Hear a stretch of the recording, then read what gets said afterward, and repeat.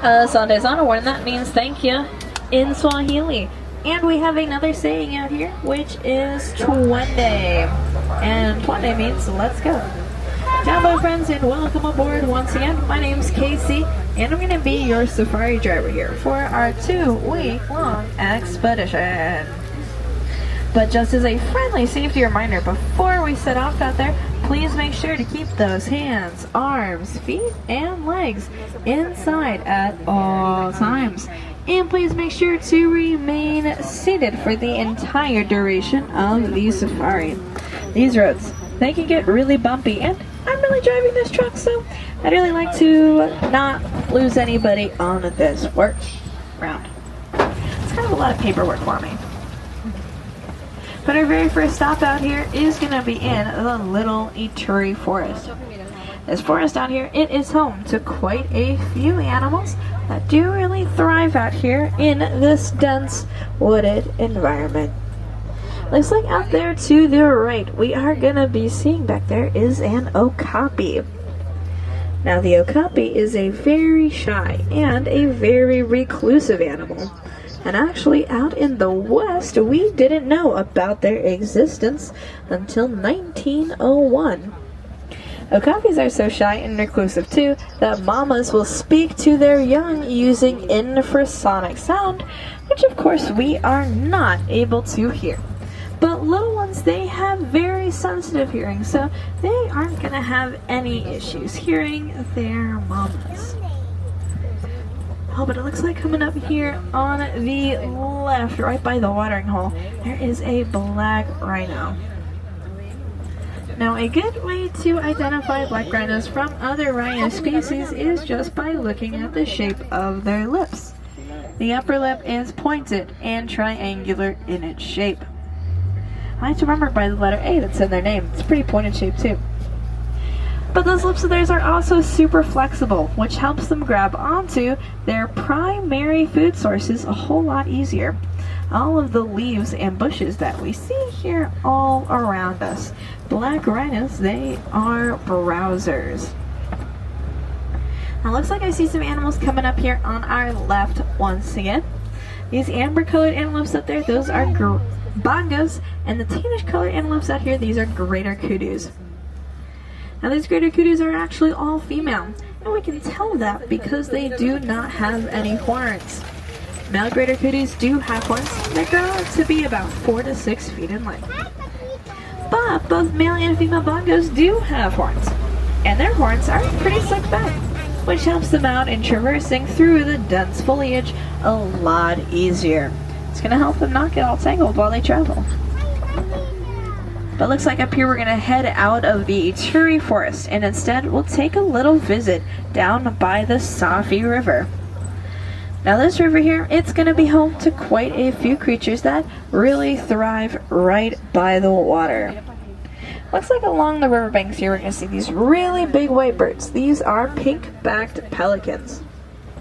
Now these pelicans, okay, they get their name from a pink color that appears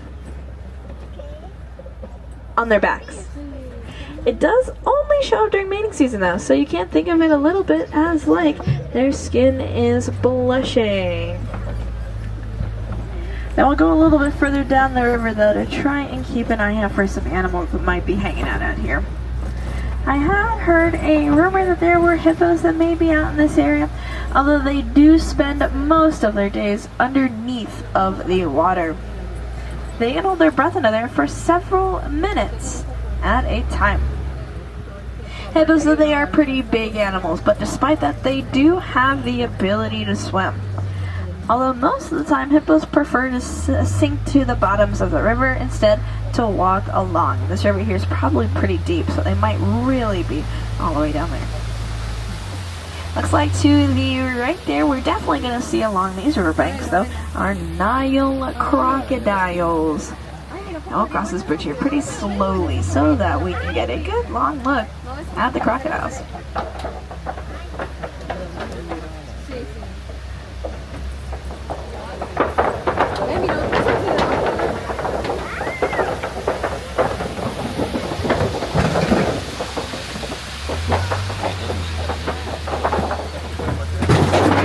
Now the Nile crocodile is the biggest species of crocodilian that you can find out here in Africa.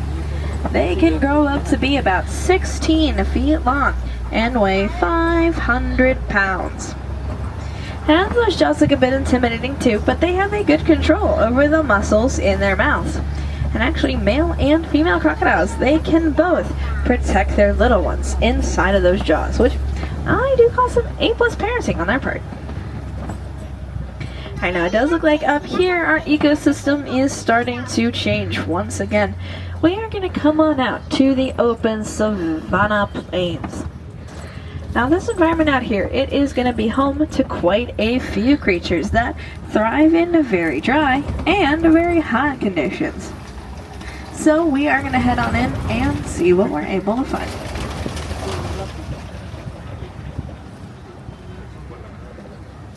Alrighty, now up here we're going to be getting a really good look at these vast and open plains. A lot of the animals that live out here, they are migratory in their nature, so they are just going to be out here roaming all around us, completely of their own free will. So you never really know what you're going to be able to find out here, but let's go and take a look around. Alrighty here, now it does look like I do see some animals that are out in the distance, but as we get a little bit closer to them is when I'll really be able to share with you some of my favorite facts about them. But back in the Ituri Forest, a lot of the animals, they really relied on camouflage for their natural protection. I think I kind of mentioned that already. But a lot of that camouflage really involved them blending in among the trees, or rather more specifically the light that was shining through them.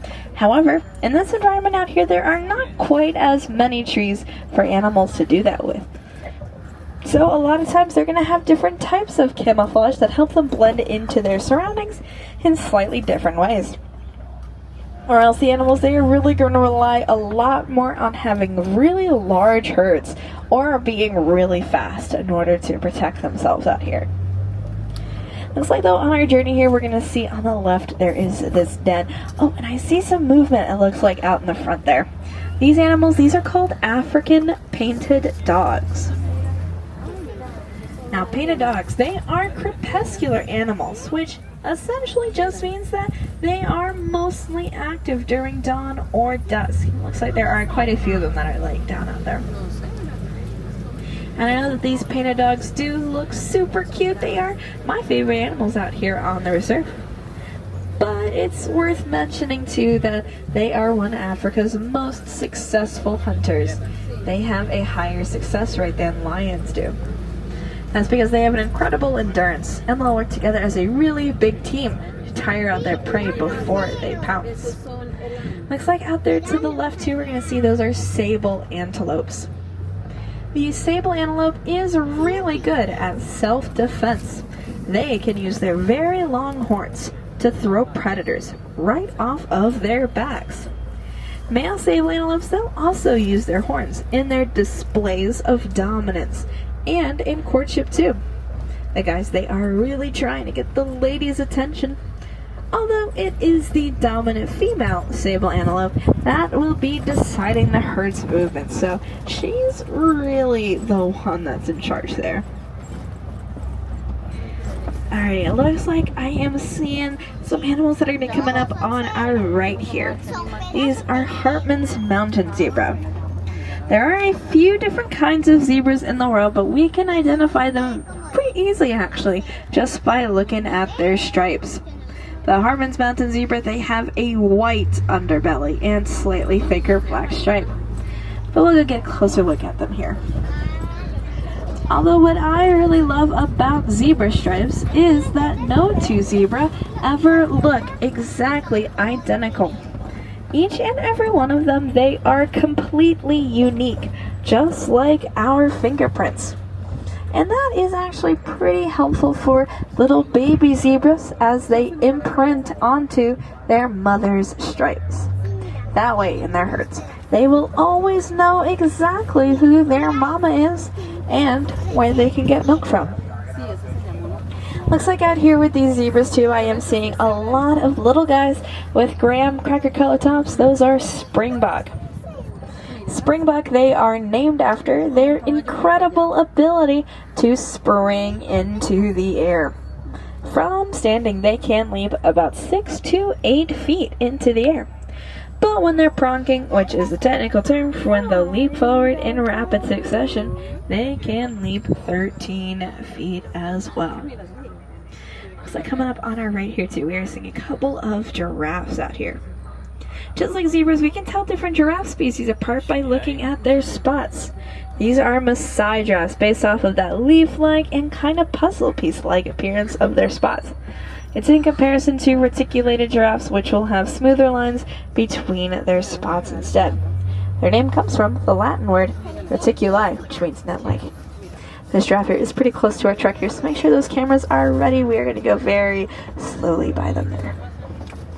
Our giraffes, as you can really see, they are just amazingly tall animals. They stand at 14 to 18 feet tall. And they'll use their long necks and long prehensile tongues, which they use to eat from very tall trees.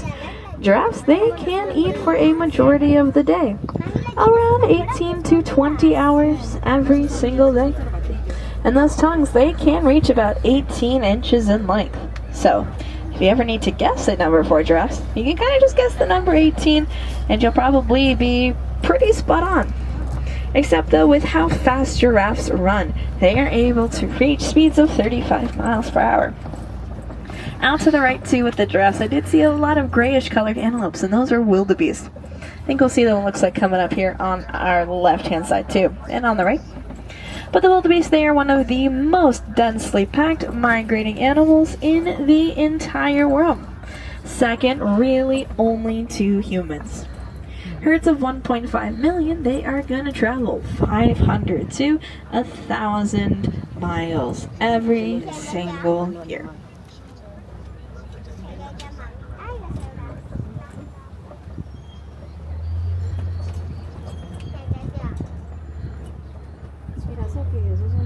Alrighty, now coming up here on our path, we are seeing these two really big baobab trees. Which, if my memory serves, that does mean that we are headed into elephant country.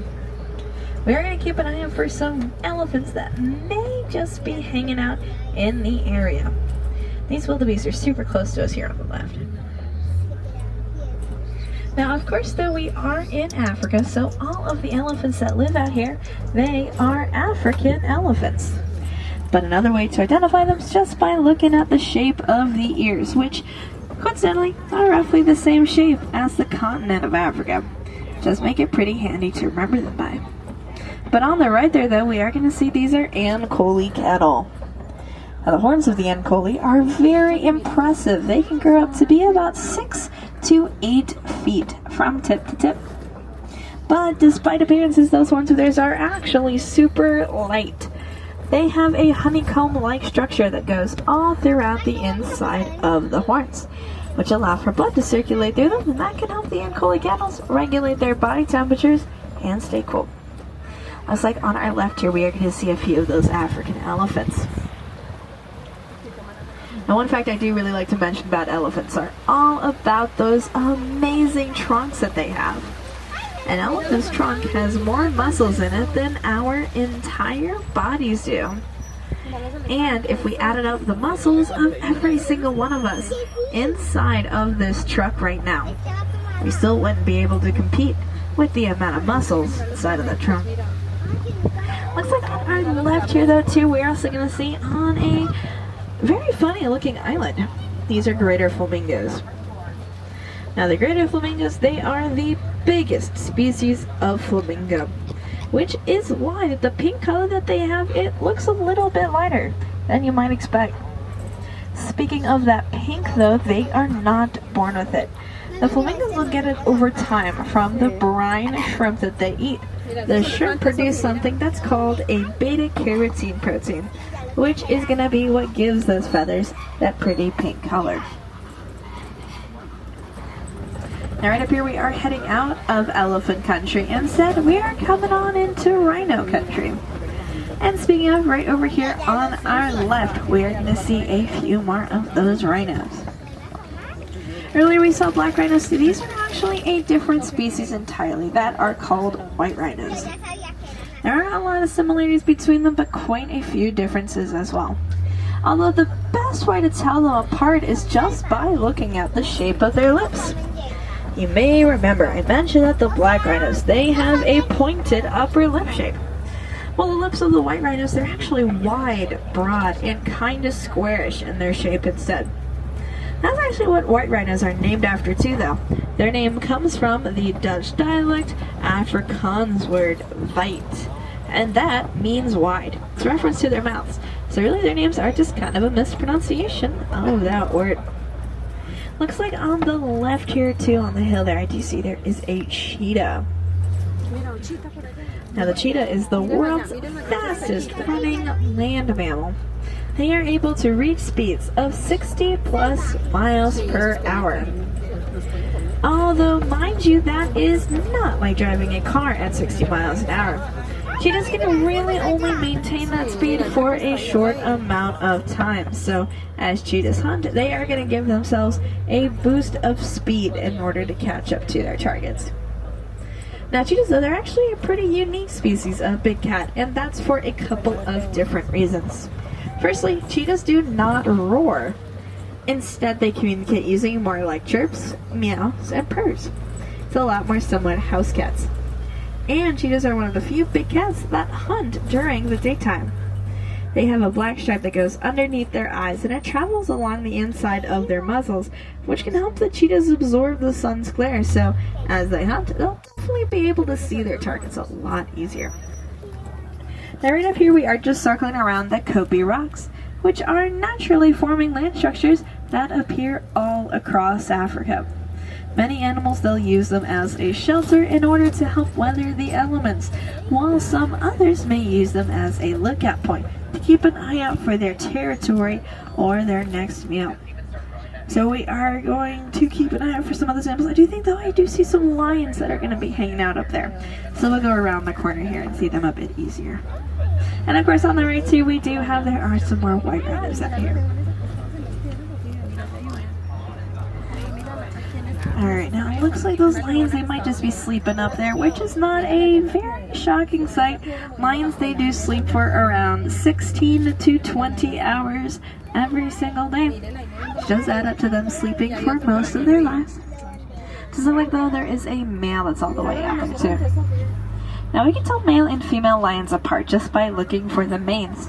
The male lions, they will have manes going all around their heads, while female lions, they do not. But that doesn't make them any less pretty in my eyes. Now speaking of those female lions too, they are going to be the ones that are doing a majority of the hunting. But male lions can, and they will sometimes join females on the hunts. But the main reason the males will stay behind is to keep an eye out for their territory or to watch out for the cubs, which is a really crucial part of their survival. It looks like on our left here we're going to see another type of animal home here. These burrows, and I do know a couple of animals that like to burrow into the earth. I'm seeing them right over there too. These are warthogs. Warthogs are going to use their hooves, their tusks, and their shovel-like mouths to dig their homes into the earth. Although, if warthogs do find empty burrows made by other animals, they will take them up as their home too. They are not super picky about that sort of thing. Looks like on the right here as well we're going to see another type of antelope known as the waterbuck.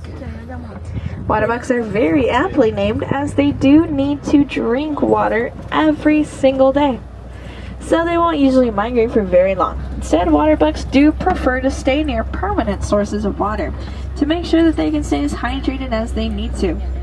Their skin will secrete a kind of greasy, oily substance that coats their fur, and it can help the waterbucks be somewhat waterproof.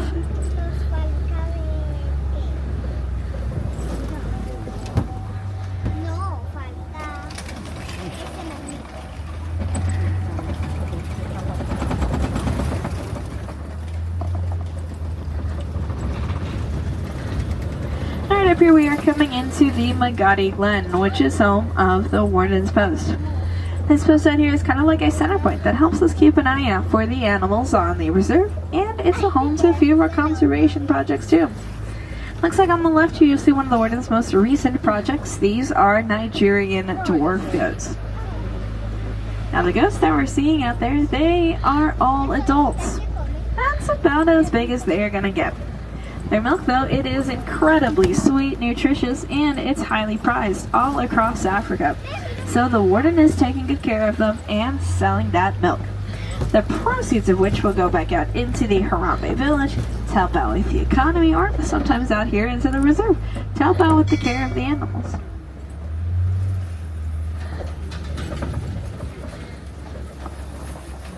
And with that, it looks like we are coming up into the end of our 2-week safari adventure. Those 2 weeks really flew on by, but we did see a lot of really cool animals while we were out there. We got to see black rhinos. We also saw Nile crocodiles. We saw giraffes and zebras, elephants. We saw white rhinos, and we saw lions too. And we saw a lot of really cool antelopes and birds, and a few of my favorite animals, so I hope we were able to see some of your favorites out there too. And I was also able to share with you one of my favorite conservation stories. Actually, just kidding, I wasn't able to share with you my favorite conservation stories, but that's alright. A lot of the conservation that we do out here is really focused on education, really studying these animals and then learning more about them, using that knowledge to help protect them and their homes. On the reserve today, actually can right at the exit of our attraction. There's a walking trail called the Gorilla Falls Expedition Trail.